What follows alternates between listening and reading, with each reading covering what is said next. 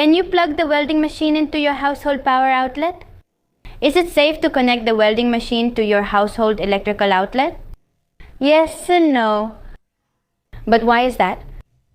One of the most common situations that can happen to you when you buy a welding machine is this. I'm very happy, I'm very pleased. I've been saving money for many days so I can buy my own welding machine. I'm happy, I'm very pleased, I'm very excited, and I already want to use it, so I'm going to start opening it now. Let's go. I can't wait to use it. Let's see my welder. It's almost ready. How exciting.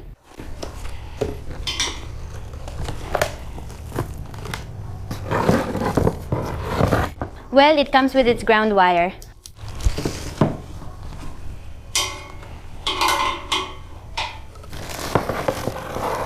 She also brought her own electrode holder clamp.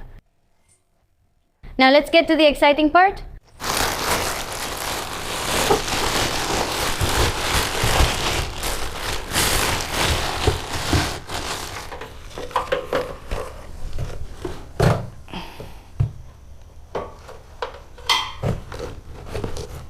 I've already taken everything out.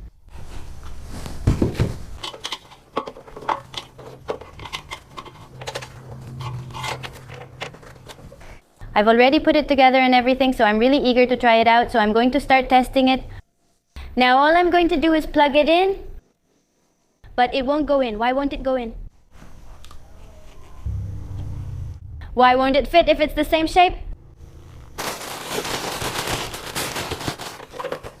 So I'm going to start trying it. All I have left to do is plug in the welder. What happened here? Did it come unplugged? Why did the welder arrive unplugged? What should I do? Should I plug it in this way or use a different plug? Did you see the excellent performance I just gave? Honestly, I think I deserve an award. And the award for best performance goes to Gabucha LOPEZ. Thank you all. In the first situation, it's that when we bought the welding machine, the plug doesn't fit, the house plug. This is because this plug is for a different type of outlet. And in the second situation, the wires come stripped so you can put any other plug on them. But which plug is suitable for my welding machine? I want to make it clear that obviously I'm not an electrician, but I did get a lot of advice before using my welder with my electrical installation. First of all, we need to check the amperage consumption of our welder. But how do we know how many amps our welding machine uses? Gabucha, the machine I bought, is 120 amps. So, does it use 120 amps? No, the amperage that comes out of the machine is not the same as what it uses. So, how do we know how much the machine uses? For that, we have to look for this chart on our machine, which can be on the sides, underneath, or in the middle. On this chart, there are many specifications, but what we're interested in is knowing the voltage and the amperage consumption. On the chart at the bottom, it tells you the voltage that the machine uses. In my case, my machine uses 220 volts, and next to it, it tells us the consumption amperage. In this case, for mine, it's 23 amps maximum. In the welding machine, the power consumption varies and also the voltage requirement that the machine needs to operate. There are machines that work at 110 volts, there are others that also work at 220, and there are also others that work at 380 volts.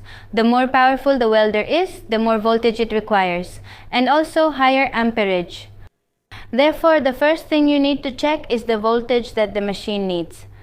Depending on the voltage, you'll be able to buy the machine for 110 or 220 volts. But the main problem when connecting a welding machine to your home's wiring is that most houses are not designed to handle the high amperage demand of a welding machine.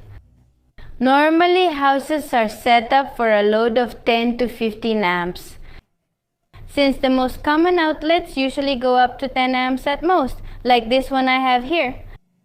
That's why welding machines come with this larger plug, which doesn't fit in my outlet because it's designed for 20 amps.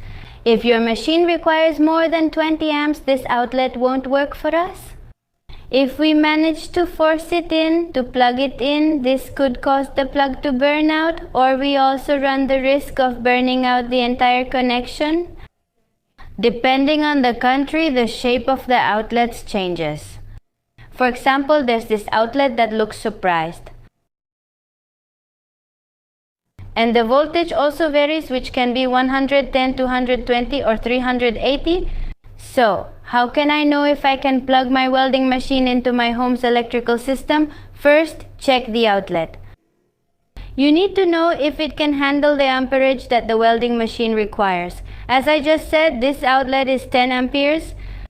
And my machine requires 20 amperes, so it won't work here. So what should I do? Should I replace it with a bigger one?